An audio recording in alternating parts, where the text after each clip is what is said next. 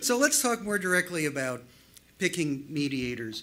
Can we talk about, if you can talk more specifically, what are the skills that distinguish the very best mediators? The ability to dig in on the merits and actually engage without appearing to be confrontational or argumentative? So I don't really mind confrontational or argumentative, as long as they're substantive. I don't want people screaming, a mediator screaming if he doesn't know what he's talking about.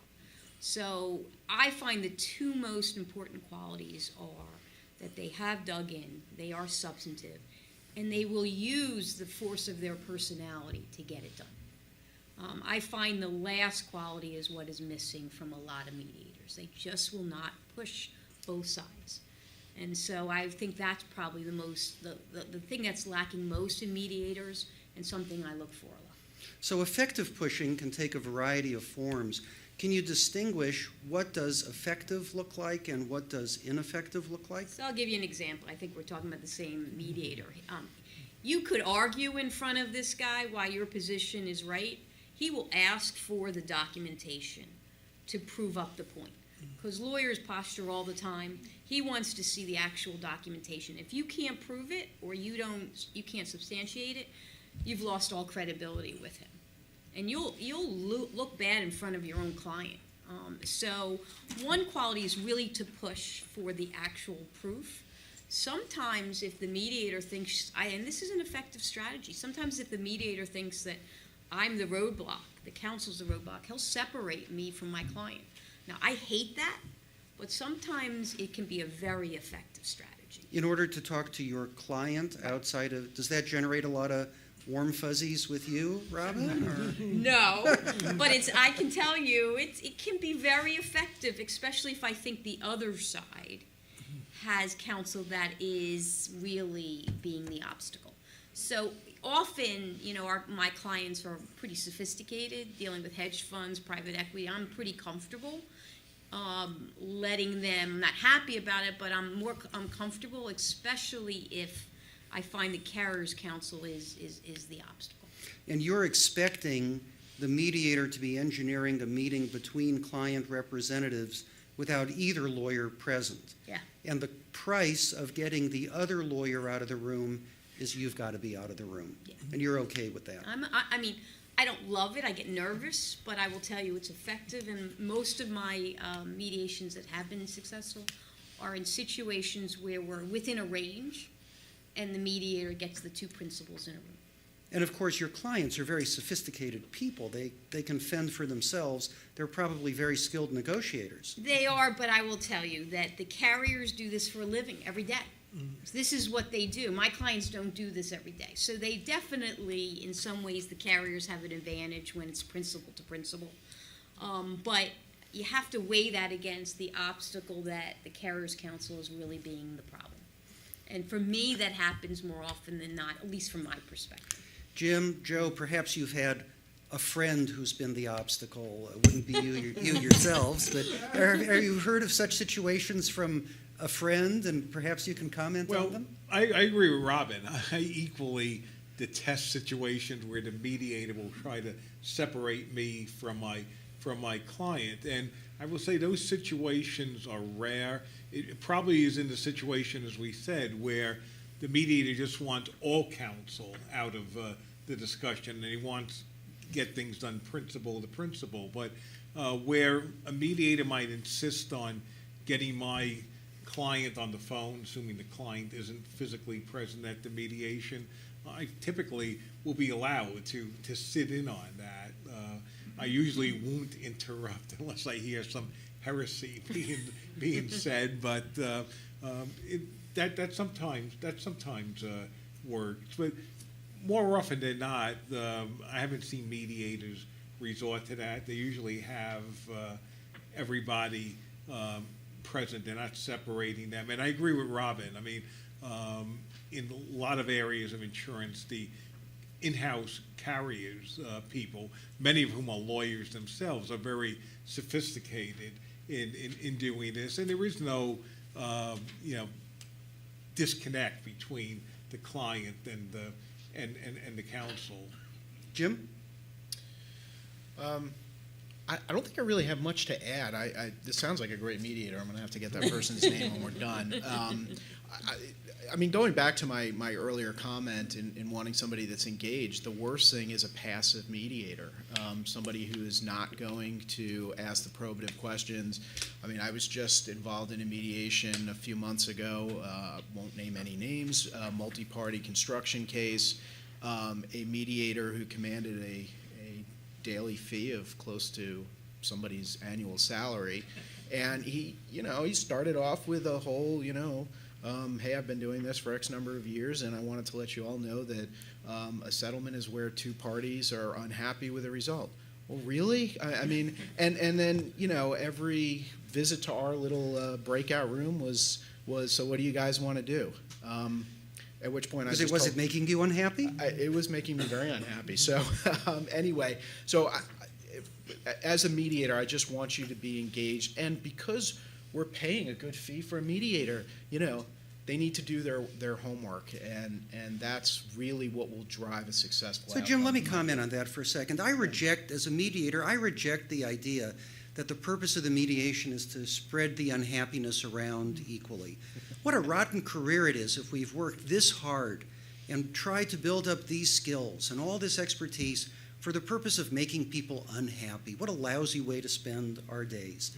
I think a better way to think about it is in terms of the trade-offs that people are making to get cases settled. The people who pay money almost always pay more than they think they really should. The people who get money almost always get something less than they think they really should get. And yet, the settlement has other aspects, other dimensions that have utility and benefit. The finality, the end of the distraction of the litigation. Nobody take it personally, but the end of the attorney's fees that people have to pay. And what people are really doing is weighing the disappointment that they may feel in the financial term against the utility and satisfaction of the other dimensions and other aspects of the settlement. And if the utility or benefit of the other aspects outweighs the disappointment, then on balance, you're happy, or at least you're happier than you would be without the deal. And so let me suggest there are better ways to think about it than just spreading unhappiness around equally. And in order to get the kind of evaluation, the kind of intelligent engagement, the one thing that makes it very hard for mediators to perform that function is we say to ourselves, oh, where's their mediation brief or mediation statement? Where is it? Gosh, I'd like to read it. You send an email, you try to be polite and say, perhaps your mediation statement got caught in my spam filter. Could you please resend it? And that's a nice, polite way to prompt, get us your mediation statement. Because especially in the kind of very complex cases that we're talking about, if you get the mediation statement or mediation to the brief to the mediator at 6 o'clock the night before the mediation, or even a few days before the mediation, it's really not adequate time for us to absorb and think about it and call you and ask any questions we may have. So think about an intelligent briefing schedule that will give the mediator sufficient time, even if the mediator is very conversant with insurance law, the governing law. The facts of your case are probably pretty complicated, and we do need some time to absorb all that. So please help us help you. Now, are there other personality traits that distinguish the very best mediators? Comments on that? Look, I like someone who has some real presence, I happen to like ones that will use the force of their personality. I do. I think the mellow one, you can be very mellow but intense and really get your point across. But it's that intensity and that investment in making sure that they've done everything they can to bring the parties together. I think that quality is very important. How do you screen for that in advance? I will tell you, I don't usually use mediators I don't know anymore because I have taken risks and I've been fundamentally unhappy. So I use people I know, and then I've had success with. I've been doing this 30 years, so I know the group of people. The usual suspects. I know the usual suspects. Jim? Joe? Yeah, I would agree. I mean, what I look for in a mediator is someone that's willing to do his or her homework, both before the mediation, receiving the mediation briefs and statements, reading them, and if appropriate, where there's an issue that begs further questions, he follows through on them. And then also after the mediation day, and because I find more and more compared to maybe 10 years ago, most mediations are not resolved in a single day. Now, there can be just telephone diplomacy after that initial mediation, or there may have to be indeed a second in-person mediation session. But it's not necessarily a failure that you don't settle in one day.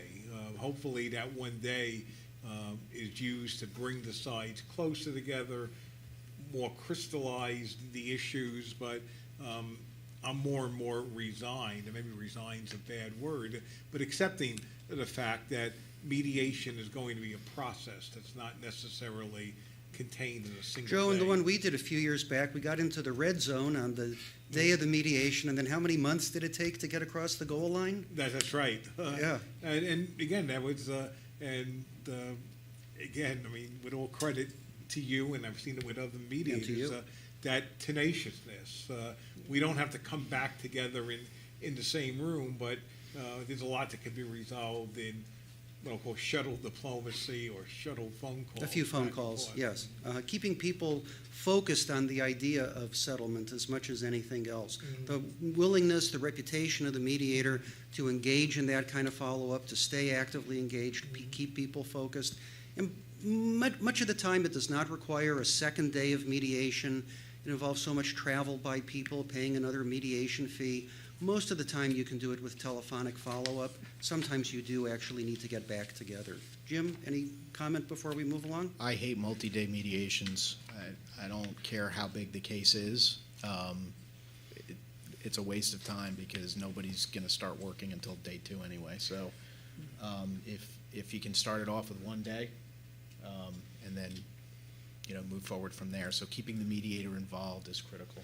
I agree that scheduling 2 days at the outset is probably not a good idea. The only time it might be a good idea is when people have to travel huge distances to get together. If there are a lot of different parties, a lot of different moving parts, and people traveling long distances, in that one kind of circumstance, 2 days may be appropriate. But generally speaking, if the mediator is engaged, doing a good job, if everybody's properly prepared, if the case hasn't settled by dinner time on the first day, and there's a problem or challenge that has emerged, it's generally not something that you can cure by 9 o'clock the next morning.